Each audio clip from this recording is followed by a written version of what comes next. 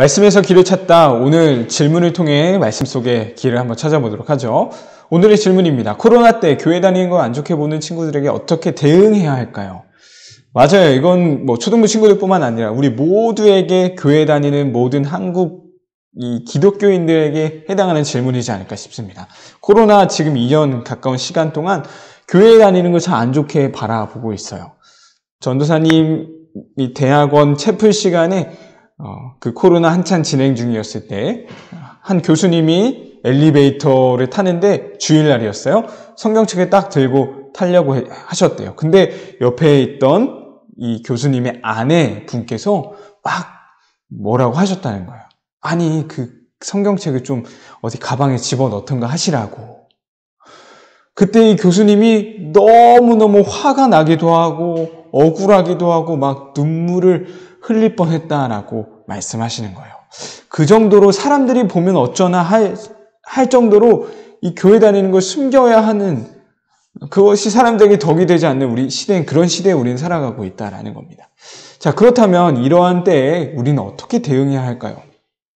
우리 먼저 어떻게 대응하기 이전에 우리는 이 지금의 상황을 좀 제대로 정확하게 볼 필요가 있습니다. 흔히 말하는 팩트 체크죠. 팩트 체크. 자, 이걸 먼저 보죠.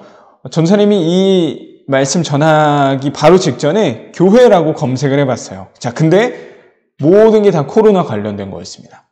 김포의 교회 코로나 감염, 집단 감염.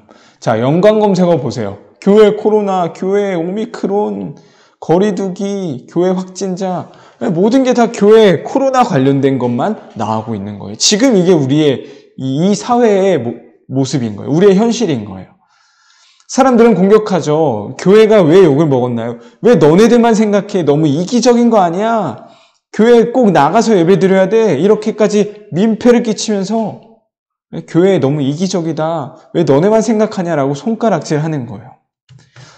한 3년 전쯤에 했던 한 설문조사입니다. 왜 교회를 다니다가 떠나셨습니까? 물어봤는데요. 사람들이 이렇게 대답했다는 거예요. 가장 먼저는 자기 개인적인 이유죠. 얽매이기 싫어서. 근데 그 다음 대부분의 요인이 무엇이냐? 교회 부정적인 요인들 때문이었어요. 교회 목사님이 별로고, 교회에 다니는 사람들이 별로고, 교회가 해야 될 일 안 하고, 헌금만 강조하고, 이런 부정적인 요인들이 너무 많았다는 거예요. 자, 근데 우리가 봤던 이 교회 검색했을 때 나오는 이 코로나, 그리고 교회에 대한 부정적인 요인들. 자, 맞아요. 이것이 틀리다는 게 아니에요. 맞는데요.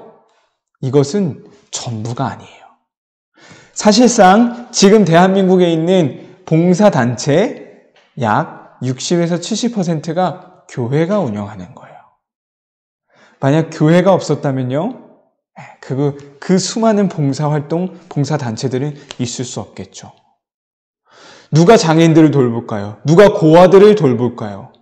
누가 집을 떠난 가출한 청소년들을 돌볼까요? 누가 노숙자들을 돌볼까요? 우린 꼭 기억해야 돼요. 대부분은 교회가 그 일들을 감당하고 있어요. 만약 그것에 도움을 받고 있는 사람들이라면요, 절대 이런 소리를 못했을 거예요. 너희들 너무 이기적인 거 아니야? 너희들 어떻게 너네만 생각해? 그런 얘기 절대 나올 수 없겠죠. 전사님 최근에 보고 있는 책인데요. 스카솔즈라는 목사님의 책의 한 부분입니다. 미국의 뉴욕타임스라는 곳에 니콜라스 크리스토프라는 분이 이런 글을 썼다라는 거예요. 마침 오늘 읽었던 부분인데요. 오늘의 이 이야기와 좀 맞는 것 같아서 가지고 왔습니다. 네, 한번 펜으로 한번 표시를 해보죠. 펜, 네. 자, 여기서부터 보면 돼요. 어떤 이들은 동성애자들을 혐오하고 낙태반대를 외치는 자들 중에는 자궁 밖에 있는 인간 생명에 별로 관심이 없어 보이는 자들이 많다.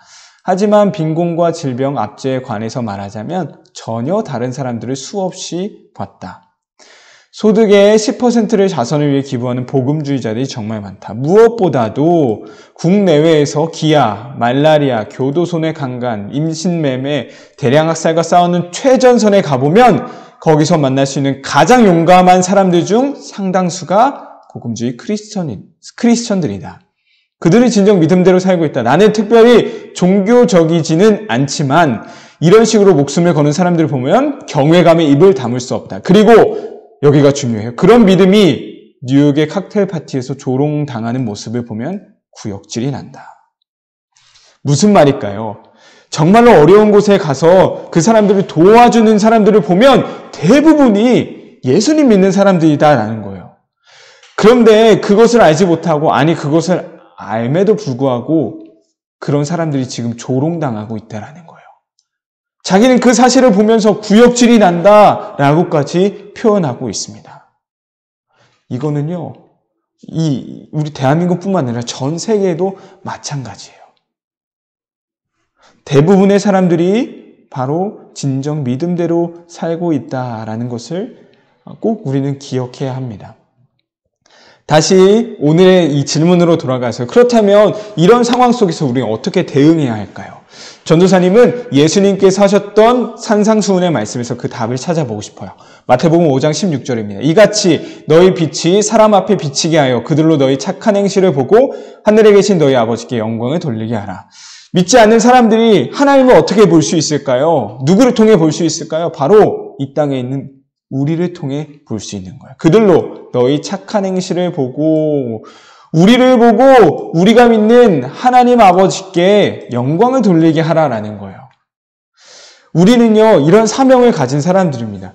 물론 완벽할 수 없겠죠. 사람들이 비난하는 것들, 그것이 틀린 게 아니에요. 부족한 거 우리는 맞아요. 그런데 우리는 착한 행실을 통해 정말 예수님 믿는 그 믿음대로 살아가는 모습을 통해서 하나님을 드러낼 수 있어야 한다는 사실입니다. 오늘 우리가 해야 될 대응은 바로 이 두 가지입니다. 부족한 걸 인정하세요. 우린 연약해요. 맞아요. 때론 우리가 이기적일 수도 있어요. 너희들 코로나라고 너무 너희만 생각하는 거 아니야? 이러한 이 친구들의 공격이 있을 때 맞받아치면서 싸우는 건 우리에게 요구되어지는 모습이 아닙니다. 야, 우리 예수님 믿는 사람들이 가난한 사람들, 고아들 다 도와주고 있어. 이렇게 맞받아치는 거 아니요. 우리는 부족해요. 그걸 인정해야 됩니다.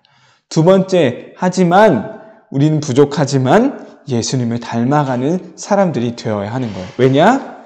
우리를 보고 우리를 통해 하나님을 드러내야 할 사명이 우리에게 있기 때문이죠.